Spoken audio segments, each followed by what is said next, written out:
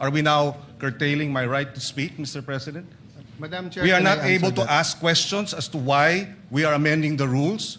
We are not able to ask questions as to who they wish, Madam Chair, may I answer? who will benefit from the amendment to the rules. For the Is this kind rule, Mr. information President? of Is this the- rule, Mr. President, for I was Senator about to Bato, who is not recognize here? Senator We would Pangilinan. like to raise these valid questions, Mr. President, before we go into a vote. If I may just continue, Mr. President. All in previous... Senator in- Lacson in- actually has the floor. Yes, I with the still have permission the of floor, Senator Yeah, Lacson. Senator Lacson has the floor. But May with- we continue with the manifestation of Senator Lacson, and then Yeah. after him, he will yield to Senator Pangilinan. Madam President, the invocation of the Senate President of Rule 136 is premised on the assumption that there was no action taken. But we took action. We referred it to the Committee on Rules. So Section 24 now applies, Madam President.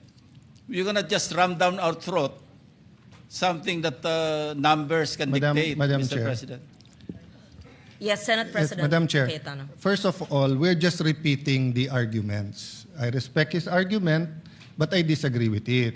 Secondly, they've used already 3 words: ram down their throat, railroaded, binabraso. In this democratic institution, when we disagree, we vote. When we have rules, we follow the rules. The particular rule in amending the rules is 136. We're following that. So why are we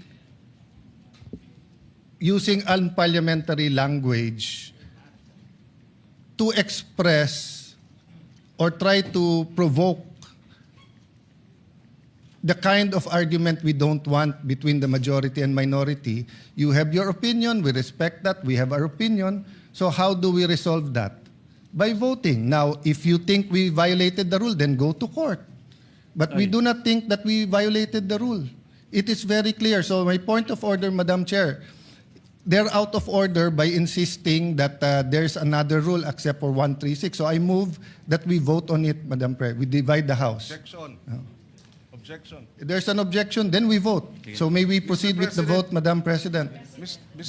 Mr. President, I was earlier, it was the manifestation of the presiding officer, the Madam Chairperson, that after Senator Lacson, I be allowed to speak, Mr. President. Madam Mr. President, Chair. Yes, these- just- Madam we President. should not be... How can the ar- presiding officer recognize Senator Pangilinan? Please know that I would never curtail your right to speak. Just as in 2004, I believe you were seated, and I was a vice presidential candidate of FPJ then, and my microphone was closed, and my right to speak was closed, was not given. I remember that time now, and the word noted was said to me. That will not happen now. I will not do that to you. And I'm not curtailing your right to speak, Senator Pangilinan, except that you were speaking at the same time. And I was about to recognize you because Senator Lacson had the floor. Thank you, Madam President, for So that I just wanted to clarification. be clear on record because I If- recognize you're being emotional, but it will go on Senate record that the presiding officer was curtailing your right to speak. I would never do that, and I would not do what I experienced in 2004 in the House of Representatives in the canvassing of the votes then. Mr. President. Thank you. Madam President, with due respect, Mr. President, I was I'm not yielding- referring to the Madam presiding President, officer. I'm yielding the floor to Senator Pangilinan. Yes, thank Thank you, you. Senator Lacson. We recognize Senator Francis Pangilinan. Yes, Mr. President, and allow me to clarify, Madam President. I was not referring to the presiding officer in terms of the curtailing of my right to speak and to raise questions, Mr. President, because it was the Senate President who was moving to divide the House, Mr. President, without sufficient debates. Mr. President, this is the first time I'm going to experience this in a long time wherein debates are now being curtailed because there's a Since you're motion not to being divide the curtailed, House. we would like to hear your objection to the motion. Thank you. Mr. President, there are a lot of questions that have to be raised as to why this amendment to the rules is being undertaken at this time. Precedent provides, Mr. President, that when we amend our rules, we do so by way of resolution. We do not have that resolution now. In fact, Mr. President, a total 48 amendments of our rules all went through resolutions. This is the first time after 48 amendments, Mr. President, that we do not have a resolution so that we can Point vote of order, Madam Chair. and amend the rules properly, Mr. President. Point of order. Point of order takes Yes, precedence. Senate President. Point of order takes Yes. precedence. First over of all, everything else. I hope we learned our lesson. Senator Pangilinan already apologized to Senator Padilla, then now you're shouting at us. No? No, the record will show. Nakatape naman eh. Ang taas-taas ng boses nyo eh. Di ba? You were shouting at kaya nga hindi magkarinigan. Now, what's my point of order? We are not discussing the merits yet of the amendment. No one's curtailing your rights because wala pa tayo dun eh. Ang pinagbobotohan natin ngayon, kung pwedeng i-take up sa floor o hindi. Yun ang itina-take up natin. And the arguments have already been laid out. And Senator Pangilinan and I were together in 2009 where we had debates here where Senator Enrile did not even allow amendments. And then we voted. It depends on every issue, Madam Chair. There's no specific rule of the amount of time. I was asking the gentleman about certain issues in one resolution. He refused nga for further interpellation and said it's time to vote. They were the majority. So, Madam Chair, we're here. We're willing. Senator Marcoleta is ready to take questions. Ang pinagbobotohan lang po natin ngayon, simple lang.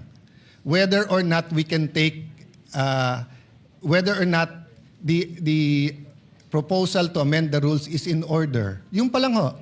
Yung specific amendment, sino magbe-benefit, paano magbe-benefit, etc.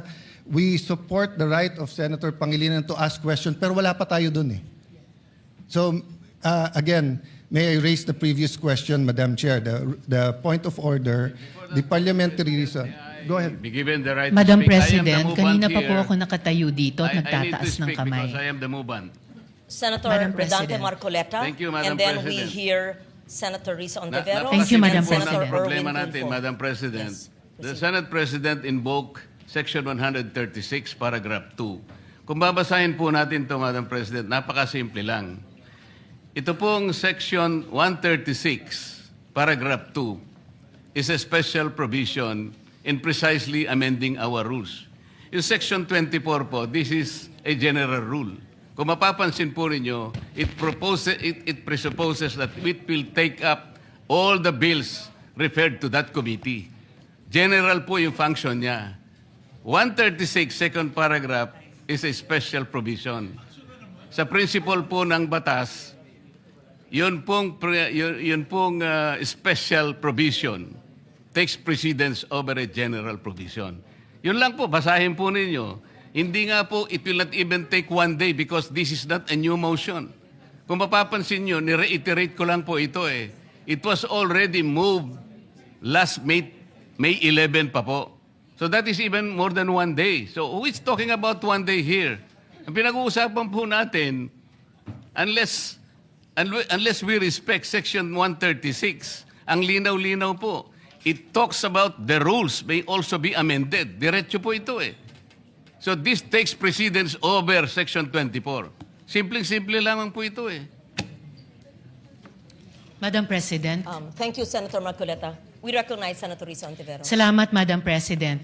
Meron din po akong substantive na interpellation sa motion ngayong araw na nire-raise o itatalakayin ni Senator Marcoleta, yung text na pinamudmod ni Senate President sa atin ngayong hapon. Pero una, gusto ko pong segundahan yung sinabi ni Senator Pangilinan. Bagong motion ito, Madam President. Bakit po? Sa ilalim ng Section 24, ni-refer yung unang mosyong binanggit ni Senator Marcoleta noon sa Committee on Rules. Ngayon kung sasabihin na ibinalik yung mosyong iyon, yung unang mosyon ni Senator Marcoleta sa plenary, sino ang gumawa nun? Dapat ang Committee on Rules. Na-initiate na po ang prosesong iyon alinsunod sa Section 24.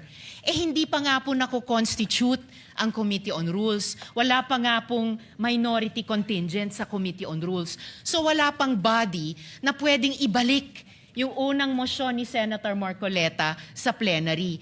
Kaya ko sinusugundahan ang sinabi ni Senator Pangilinan. Ito pong mosyon na gustong talakayin ni Senator Marcoleta at pinamudmod ni Senate President sa atin, bagong mosyon po siya. Kung kaya't nag-a-apply po ang Rule Section 136 na kailangan bigyan ng isang araw pa pagkatapos ito i-move para talakayin. And tama si Senator Pangilinan, sa Lunes pa po yun, Madam President. Salamat, Madam President. Madam President, without giving meaning to anything, ito Senator pong Marcoleta. mahirap kasi kung wala po tayong legal background dito. Kaya sinasabi ko na nga po, hindi po bagong motion ito eh.